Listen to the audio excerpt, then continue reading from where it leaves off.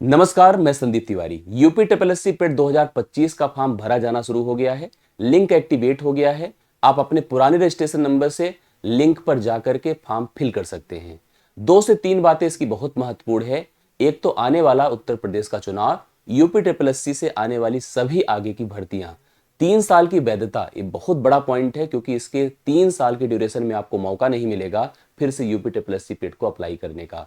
तो एक बड़ा अवसर है, एक बड़ा मौका है और इसको गलती से भी चूकिएगा मत इसमें। और सबसे इंपॉर्टेंट बात, जो आने वाली भर्तियां हैं, जिस भर्तियों का आप इंतजार कर रहे थे उसके लिए एक अच्छे परसेंटाइल का होना भी अनिवार्य है। आप 99% का परसेंटाइल टारगेट करके चलिए, तभी जाकर के उन भर्तियों को आप बिना किसी कंफ्यूजन के पार्टिसिपेट करने की स्थिति में रहेंगे। आप पूरे अपने प्रयासों में लग जाइए। मेरी जो पॉसिबिलिटी है, मेरी जितनी क्षमता है, मेरा जो प्रयास है, आप सभी के लिए मैं आपके लिए प्रारंभ कर रहा हूं, जिसमें ग्राफ तालिका मेरा भाग है, जो मैं 20 नंबर आपको प्रोवाइड करने की क्षमता रखता हूं। और अगर पूरी शिद्दत और कमिटमेंट से आपने पढ़ लिया, पूरे मनोयोग से आपने चीजों को पढ़ लिया, तो 20 सवाल आपके इधर से उधर नहीं होंगे। चारों सभी फिगर, चाहे वो आपको ग्राफ से दिखे दो, चाहे वो तालिका से दिखे, इवन अगर ग्राफ की भी वैरायटी देखिए तो आपको डीआई से दिखे या बार डायग्राम से दिखे या लाइन से दिखे या पाई चार्ट से दिखे या कॉम्बिनेशन से दिखे, जिस स्तर का जो भी सवाल आपके सामने आएगा, उन सभी 4 फिगर से बनने वाले प्रत्येक 5-5 सवाल अर्थात कुल 20 सवालों को आप हल कर पाएंगे। और मैं अपने इन प्रयासों में 5 वो सवाल जो अरिथमेटिक से होंगे, अर्थात कुल 25 सवालों की मैं यहां पर तैयारी आपके लिए प्रारंभ कर रहा हूं।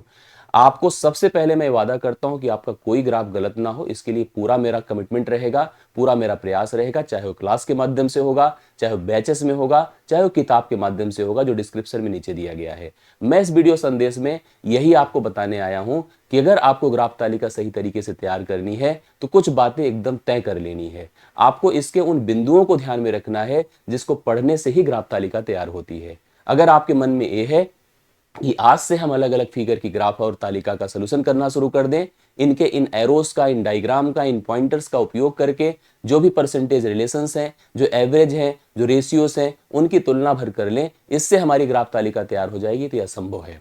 इस बात को एकदम दिमाग से निकाल दीजिएगा क्योंकि यह सांख्यिकी का बहुत बड़ा भाग है और जिसको स्तरीय सांख्यिकी नहीं पता है वो ग्राफ तालिका अच्छे से नहीं कर पाएगा।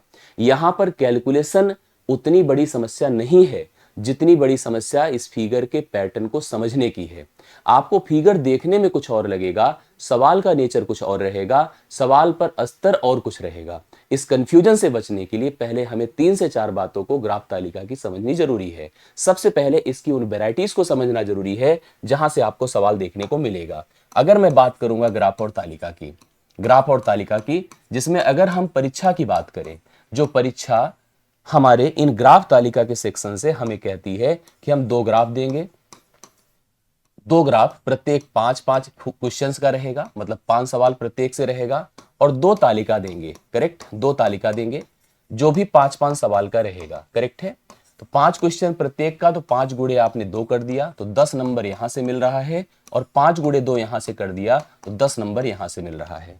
मैंने इसमें अंगणित वाले उस हिस्से को अभी छोड़ा ही दिया था, जबकि आप अंगणित के हिस्से को भी अगर आप देखिए, जो बेसिक कैलकुलेशन का ही गणित है, जहां से 5 सवाल आपको और दिख रहा है। तो कुल 25 सवालों को आप पढ़ने के लिए प्रिपेयर्ड हैं, तैयार हैं, और इसमें सोचिए कि आपको क्या क्या पढ़ना है। सबसे इंपॉर्टेंट बात, ग्राफ और तालिका जो सबसे चैलेंजिंग सब्जेक्ट आपके रूप में आपके सामने है।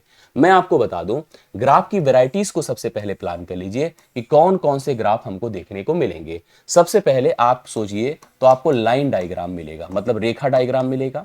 आपको बार डायग्राम मिलेगा, ठीक है, बार डायग्राम मिलेगा, जिसे हम लोग आयत चित्र कहते हैं, आयत चित्र कहते हैं।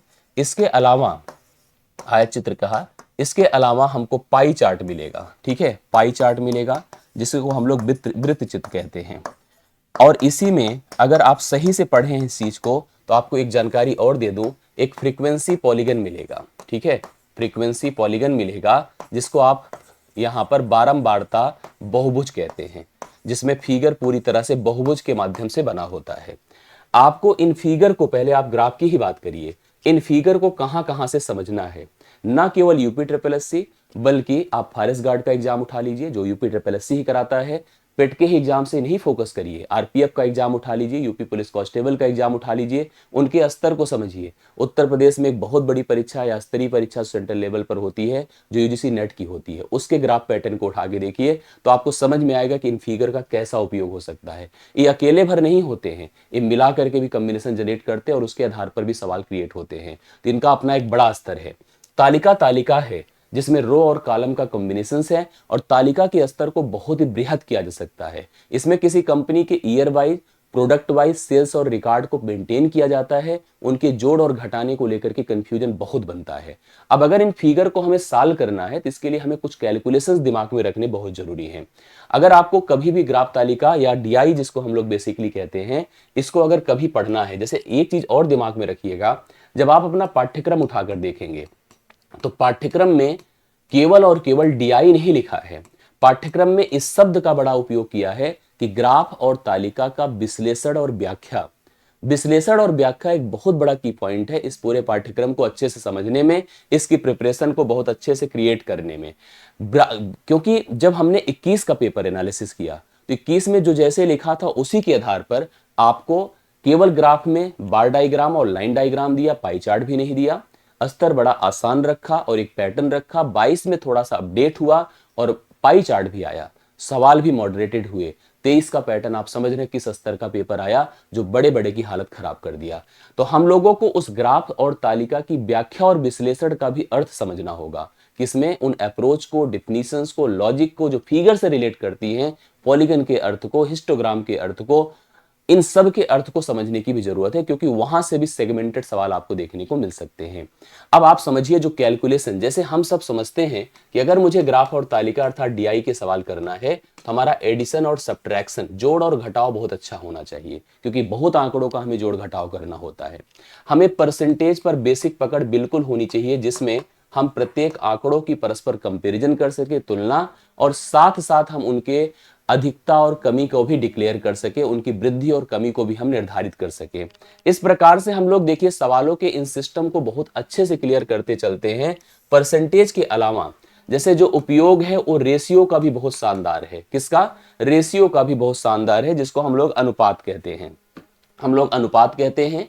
इसके अलावा आप रेशियो के साथ साथ एवरेज पर जाइए, एवरेज भी बड़ा इंपॉर्टेंट हिस्सा होता है। मतलब अगर सवालों को आप क्लियर करिएगा तो जोड़ घटाने से सवाल, प्रतिशत से सवाल, अनुपात से सवाल, एवरेज से सवाल, जो ग्राफ तालिका की प्रॉब्लम को मेंटेन करते हैं, क्रिएट करते हैं, और इसी को हम पढ़ करके सोल्यूशन क्रिएट करते हैं।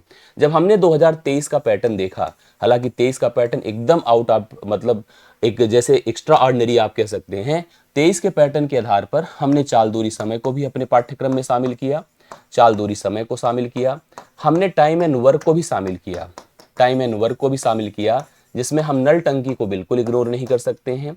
हमने कई सारे मेंसुरेशनल एक्टिविटी को शामिल किया, हमने क्युमुलेटिव फ्रीक्वेंसी को शामिल किया, जो आपकी संचयी बारंबारता का अप्रोच होता है।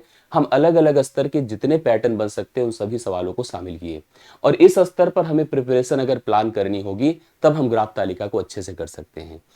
मैं इस प्रिपरेशन के लिए आपके साथ अब लगने चल रहा हूं, क्योंकि मैंने आपसे कहा था, वादा किया था कि 14 तारीख आने दीजिए, आपको मेरा पूरा स्वरूप दिखना शुरू हो जाएगा, मेरी पूरी प्लानिंग दिखनी शुरू हो जाएगी। पढ़ाने लिखाने को लेकर के जितने डीआई चैलेंजेस हो सकते हैं, मैं प्रत्येक आपको स्तरीय अब आपको प्रोवाइड करना शुरू कर दूंगा।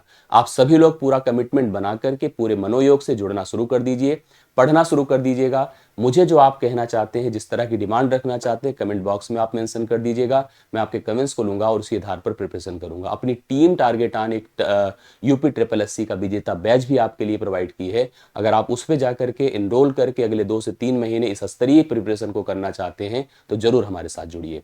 बाकी यूपी ट्रिपल एससी पेट की ग्राफ तालिका की किताब डिस्क्रिप्शन में दी गई है, लिंक आपके सामने ओपन है, आप ओपन करके किताब भी अपनी मंगा सकते हैं, उससे भी प्रैक्टिस कर सकते हैं। बाकी मुलाकात अब कक्षाओं में, क्लासेस में और प्लानिंग में होती रहेगी। अब हम आपको ग्राफ तालिका की और अंकगणित के उन हिस्सों की जो आपकी यूपी ट्रिपल एससी पेट के लिए आवश्यक है उसमें मिलना शुरू कर देंगे, पढ़ाना शुरू कर देंगे। और अगर किसी तरह का आपको कोई कंफ्यूजन या डाउट आता है तो आप कमेंट कर दीजिएगा। आपको सबसे स्तरीय और सबसे बेहतरीन पढ़ाई के लिए हम आपको वादा करते हैं। बहुत बहुत धन्यवाद, थैंक यू सो मच, ढेर सारा प्यार, मिलते हैं कक्षाओं में।